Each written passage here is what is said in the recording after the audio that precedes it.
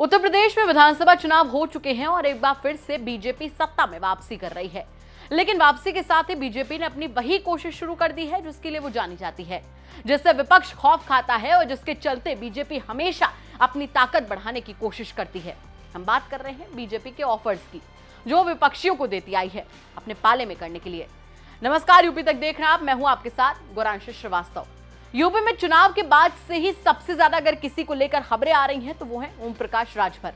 OP Rajbhar इस वक्त चर्चा का विषय बने हुए हैं, क्योंकि कभी अटकलों का बाजार गर्म होता है कि वो बीजेपी में शामिल होने वाले हैं, तो कभी कहा जाता है कि सपा गठबंधन के अंदर खाने सब कुछ ठीक नहीं चल रहा है, तो कभी बीजेपी की तरफ से तमाम ऑफर्स भी उन्हें दिए जाते हैं। इस बार भारतीय जनता पार्टी के प्रदेश उपाध्यक्ष और विधायक दयाशंकर सिंह ने सुहेलदेव भारतीय समाज पार्टी के अध्यक्ष ओम प्रकाश राजभर को बीजेपी से गठबंधन का खुला न्योता देते हुए कहा कि राजभर ने जिन उद्देश्यों को लेकर अपने दल की स्थापना की है उसकी पूर्ति बीजेपी में ही संभव है।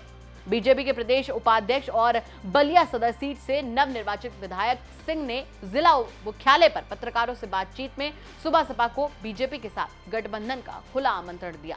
दयाशंकर सिंह ने कहा कि राजभर ने जिन उद्देश्यों को लेकर दल की स्थापना की है वो नरेंद्र मोदी और योगी आदित्यनाथ ही पूरा कर सकते हैं। राजभर अति पिछड़े वर्ग और कमजोरों का मुद्दा उठाते हैं और बीजेपी समाज के कमजोर वर्ग को आगे बढ़ाने का काम करती है। उन्होंने आरोप लगाया कि समाजवादी पार्टी जातिवादी पार्टी है और एसपी उनके उद्देश्यों को कभी पूरा नहीं कर सकती। राजभर का समाजवादी पार्टी से गठबंधन लंबे समय तक नहीं चल सकता, क्योंकि ये पूरी तरीके से बेमेल गठबंधन है। बीजेपी उपाध्यक्ष ने कहा कि मैं लंबे समय से राजभर से बोल रहा हूं कि समाजवादी पार्टी के साथ वो गलत ट्रैक पर जा रहे हैं, सही ट्रैक पर आइए। अब हमारी बात छोड़िए, आप खुद ही सुन लीजिए कि ओम प्रकाश राजभर को अपने पाले में करने के लिए क्या क्या तर्क देते नजर आए दयाशंकर सिंह। मैं शुरू से कहता हूं कि माननीय ओम प्रकाश जी का जो भारतीय सुहेलदेव समाज पार्टी है, वो उसका जो गठबंधन हुआ था समाजवादी पार्टी के साथ, वो बेमेल गठबंधन था। उनकी जो कहीं नेचुरल गठबंधन है तो भारतीय जनता पार्टी के साथ होगा, और ये मैं पहले भी कहता था और आज फिर कह रहा हूँ। क्योंकि देखिए, माननीय ओम प्रकाश जी हम लोग के साथ जब लड़े थे तो 8 सीट में 4 सीट पाए थे, और इसमें 18 में से वो 6 पाए हैं। तो उनका ग्राफ गिरा ही है, भले ही उनका सीट बढ़ी है लेकिन उनका ग्राफ गिरा है। और हम लोग के साथ वो 8 सीटों पर लड़े थे और 4 सीट पाए थे, अब 18 पर लड़ करके वो 6 पाए। तो उनका जो गठबंधन है वहाँ पर गठबंधन जो है बेमेल था, और मेल गठबंधन कहेंगे तो भाजपा के साथ। तो बीजेपी विधायक आप ऑफर कर रहे हैं? नहीं, मैं तो जिस दिन से वो गए हैं मैं उस दिन से कहता है कि गलत गए, क्योंकि जिस पार्टी में गए हैं वो पार्टी जिस मुद्दे को माननीय ओम प्रकाश जी उठाते हैं कि अति पिछड़ा की बात करते हैं कि समाज में उनकी जो भागीदारी उनकी होनी चाहिए, जो उनको मिलना चाहिए, चाहे रोजगार उनको मिलना चाहिए, चाहे उनकी सम्मान मिलना चाहिए, तो ये कौन देता है? ये उस दल में नहीं मिल सकता है, वो भारतीय जनता पार्टी में मिल सकता है। देखिए, हमारे मोदी जी ने 43 मिनिस्टर बनाया, उसमें से 27 अति पिछड़ा वर्ग के समाज से बनाया।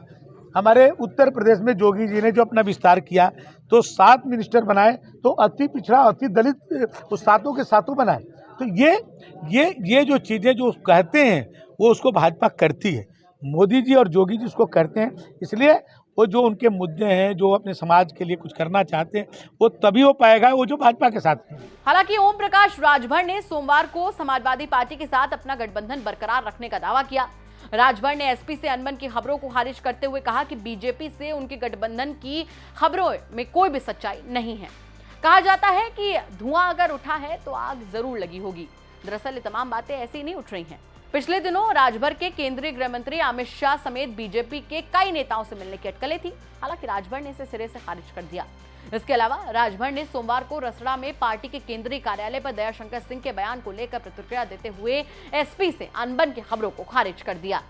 बीजेपी की कोशिशों पर गौर करें तो वो किसी भी कीमत पर ओपी राजभर को अपने पाले में करना चाह रही है। दरअसल 2024 पर अब बीजेपी की नजर है और बीजेपी देश के सबसे बड़े सूबे में खुद को मजबूत करने में कोई कोर कसर नहीं छोड़ना चाहती है। देखना होगा कि ओम प्रकाश राजभर को बीजेपी साथ पाती है या फिर नहीं। आपका इसे लेकर क्या कुछ कहना, हमें कमेंट करके जरूर बताएं। साथ ही साथ उत्तर प्रदेश से जुड़ी तमाम छोटी और बड़ी खबरों के लिए आप बने रहिए यूपी तक के साथ। तब तक के लिए नमस्कार।